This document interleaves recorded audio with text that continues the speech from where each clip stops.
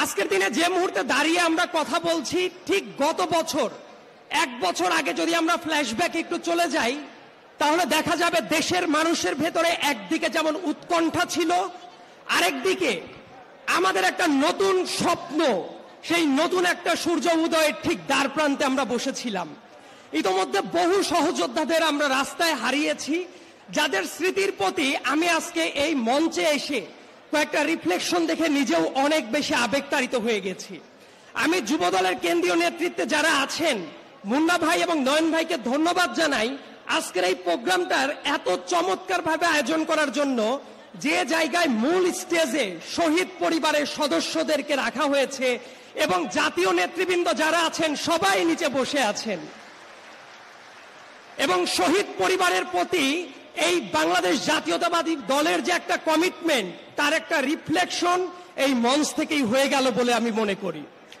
একই সাথে যত চমৎকারভাবে কয়েকটা ভিজুয়াল এবং ডকুমেন্টারি দেখানো হয়েছে, আমার কাছে মনে হয়েছে জুলাই নিয়ে যত ডকুমেন্টারি হয়েছে বাংলাদেশে, তার ভেতরে অন্যতম সেরা কয়েকটা কাজ আজকে প্রদর্শিত হয়েছে। সেটা শুধু আমাদেরকেই না, বরং শহীদ পরিবারের যারা ছিলেন, আমি লক্ষ্য করে দেখেছি 2 জন শহীদ পরিবারের 2 জন বাবা ওই সাইডে কান্নায় ভেসে যাচ্ছে।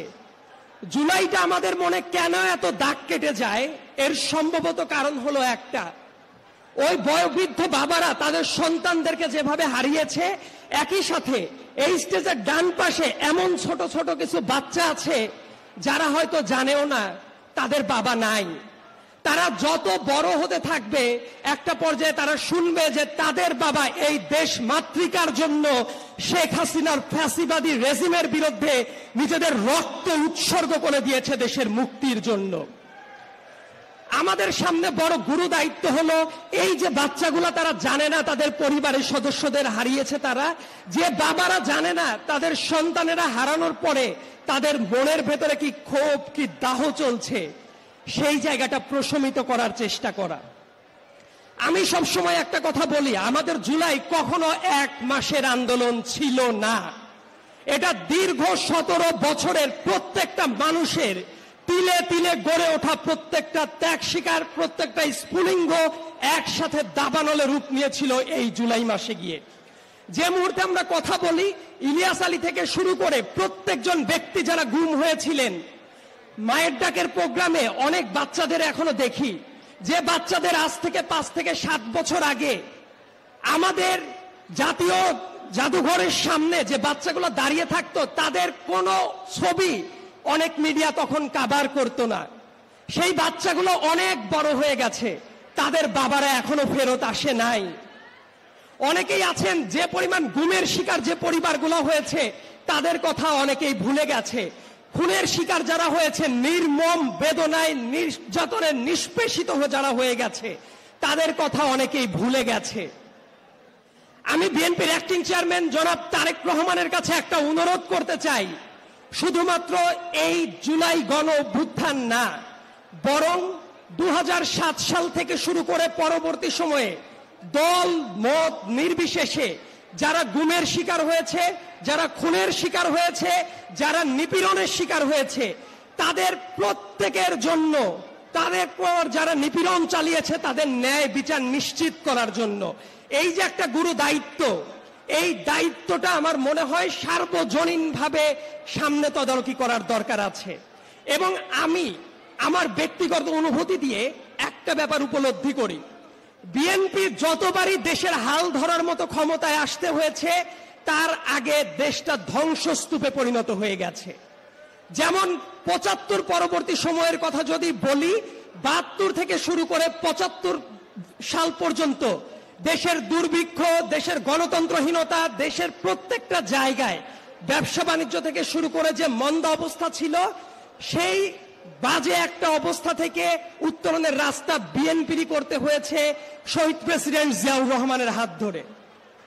আবার বেগম খালেদা জিয়া যখন দেশের দায়িত্ব নিয়েছেন, ঠিক তার আগে একই রকম একটা দুর্বিষহ টাইম গেছে ছোট আর একজন স্বৈরাচারের আমলে। আমি ছোট স্বৈরাচার এরশাদকে এই জন্যই বলি, তার কারণ আমরা যে দুর্বিষহ জীবন দেখেছি, সেই শেখ হাসিনার চেয়ে বড় কোনো স্বৈরাচার এই বাংলার মাটিতে অতীতে শত শত বছরে কখনোই আসে নাই। এবং সামনের দিনে আরো একটা বারের মতো জনগণ যদি ভোট দিয়ে বিএনপিকে ক্ষমতায় আনে, ঠিক তার পূর্ব মুহূর্তে 15টা বছর আবার দেশে এই ক্যাটাগরির একটা ডিজাস্টার হয়ে গেছে। অর্থাৎ ইতিহাসের দিকে যদি তাকানো যায়, প্রতিবারই দেখতে হয়েছে একটা দেশকে যখনই বছরের পর বছর ধ্বংসস্তূপে পরিণত করা হয়েছে, ঠিক তারপরে এসে বিএনপিরই দায়িত্ব নিতে হয়েছে সেই ধ্বংসস্তূপটাকে নতুন করে সাজানোর। এবং বাংলাদেশে আমি যদি বলি যে সামনের দিনের বাংলাদেশে আমাদের কাদের দরকার, সরকার দরকার, দেশনায়ক দরকার, নাকি কাদেরকে দরকার? আমি সবসময় বলি আমাদের একজন স্টেটসম্যান দরকার। স্টেটসম্যান আর একজন সরকার প্রধানের অনেক অনেক অনেক পার্থক্য আছেন।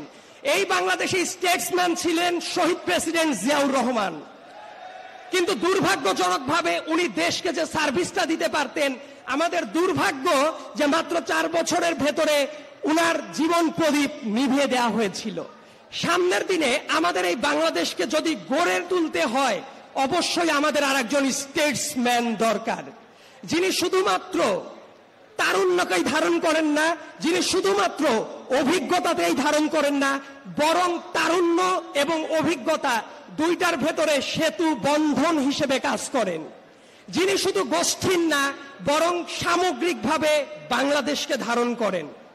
এবং এই জায়গাতে আমার ছোট্ট একটা অনুভূতি যদি আমি বলি, রাজনীতিতে অনেক জায়গায় অনেক প্যারাডিম শিফট হয়ে যাচ্ছে।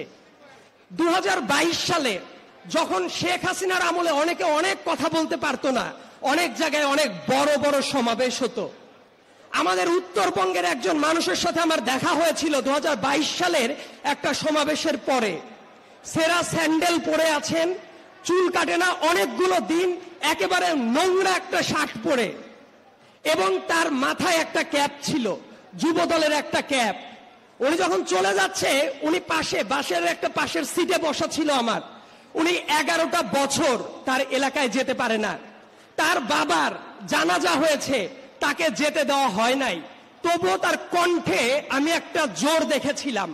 সেই কণ্ঠ সে বলছিল, এত এত নিপীড়নের পরেও সে তার আদর্শ থেকে বিচ্যুত হয় নাই, ওই দুর্দিনেও সে তার দলকে ছেড়ে যায় নাই।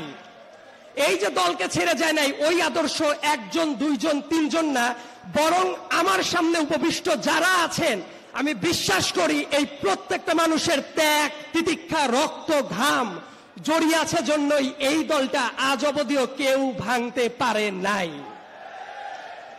এবং সামনের দিনে ওই যে মানুষগুলো সেরা স্যান্ডেল পরে, একটা নোংরা শার্ট পরে 11টা বছর যে বাড়িতে যেতে পারে নাই, কিন্তু তারপরেও আদর্শের কারণে এক হয়েছিল, ওই মানুষগুলোর ভবিষ্যৎটা কোথায়? 5 আগস্টের পরবর্তী সময়ে এই মানুষদের কথাও যাতে আমরা না ভুলে যাই। রাজনীতির ভেতরে কয়েকটা কথা আমার বলতেই হবে।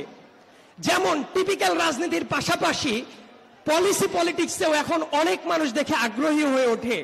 আমাদের পাবনার যুবদলের একজন আছেন, আমি তার এলাকায় গিয়ে একটা দৃশ্য দেখেছি। উনি ছোট কিশোরদের জন্য একটা সংগঠন গড়ে তুলেছেন, পিপিলিকা নামের একটা সংগঠন, যে সংগঠনের মাধ্যমে ছোট বাচ্চাদেরকে পুরো এলাকার ট্রেনিং দেয়, স্পোর্টসের ক্ষেত্রে, সামাজিক কাজে অন্তর্ভুক্ত করছেন, লাইব্রেরি গড়ে তুলেছেন, পুরো এলাকায় বনায়ন কর্মসূচি গ্রহণ করেছেন। বান্দরবানে গিয়ে এই ছাত্রদল করতেন, সামনে যুবদল করবেন, এমন একজনকে দেখেছি। উনি ওই পাহাড়ি এলাকার যত বাচ্চারা আছে শিক্ষার অভাবে বিশ্ববিদ্যালয়ে আসতে পারতো না, তাদেরকে আলাদাভাবে ট্রেনিং দিয়ে বিশ্ববিদ্যালয়ে নিয়ে আসার চেষ্টাটা করছে। এই যে ডাইনামিজম রাজনীতিতে চলে এসেছে, আমি বিশ্বাস করব এই ডাইনামিজমকে ধারণ করার সবচেয়ে বড় জায়গা হতে পারে যুবদল। শহীদ রাষ্ট্রপতি জিয়াউর রহমানের আদর্শ নিয়ে আমি কয়েকটা বই পড়ে আমার যে পারসেপশনটা জন্ম নিয়েছে, এবং অ্যাক্টিং চেয়ারম্যান তারেক রহমানের বিগত দিনগুলোতে যতগুলো বক্তৃতা ছিল, আমি যদি সামারি করে একেবারে বুলেট পয়েন্টে নিয়ে আসি, আমি স্রেফ 2টা জিনিসই দেখেছি। একটা হলো দেশের স্বাধীনতা এবং সার্বভৌমত্বের প্রতি কমিটমেন্ট, আর 2 নম্বর ব্যাপারটা হলো অর্থনৈতিক মুক্তি। কারণ অর্থনৈতিক মুক্তি যদি না থাকে, যতই কেতাবি সংস্কারের কথা, যত সুশীল সমাজে যেভাবেই বলা হোক না কেন, আদতে দেশের কোনোই সংস্কার হবে না। এবং আমি মনে করি সামনের দিনের রাজনীতি হওয়া উচিত অর্থনীতি নির্ভর, এবং একটা অর্থনীতি নির্ভর ডাইনামিক বাংলাদেশ যদি গড়ে তুলতে হয়, তরুণদের পাশাপাশি যারা তারুণ্যকে এক্সপিরিয়েন্স করেছে এবং এই যুব শক্তি যেটা আছে, এই অংশটা সবচেয়ে ডাইনামিক ভূমিকা রাখতেই পারেন। সবশেষে আমি একটা ধন্যবাদ জানাবো যুবদলের সভাপতি এবং সেক্রেটারির প্রতি। কিছুদিন আগে একটা ঘটনা দেখে আমি তাদেরকে একটা রিমার্ক দিয়েছিলাম যে এই ব্যাপারটা আমার কাছে মনে হচ্ছে যে একটু সংশোধন করার দরকার, এবং যে জায়গায় অবজারভেশন দিয়েছিলাম ওনারা তাৎক্ষণিকভাবে ওই ব্যক্তিকে ডেকে নিয়ে এসে অফিসে বসে আমার সাথে কথা বলে দিয়েছেন। আমি তখন চিন্তা করলাম ওনারা তো এটা না করলেও পারতেন, কিন্তু ওনারা সেই মিরপুর থেকে একজনকে ডাক দিয়ে নিয়ে এসে ওই ব্যাপারটা সমাধান করে ওনারা সলিউশন যে করে দিলেন, তখনই আমি বুঝেছি রাজনীতির ভেতরে ডাইনামিজম অলরেডি মিশে গেছে, এবং সেই চর্চাটা যদি সামনে থাকে আমরা একটা ভালো বাংলাদেশ পাবই। আমি এই বিশ্বাসটা মনে প্রাণে ধারণ করি। তার কারণ অন্যদের অনেক ঠিকানা থাকতে পারে, কিন্তু আমরা দৃঢ় কণ্ঠে বিশ্বাস করি আমাদের শুরু বাংলাদেশ, শেষও বাংলাদেশ, জীবনও বাংলাদেশ, মরণও বাংলাদেশ।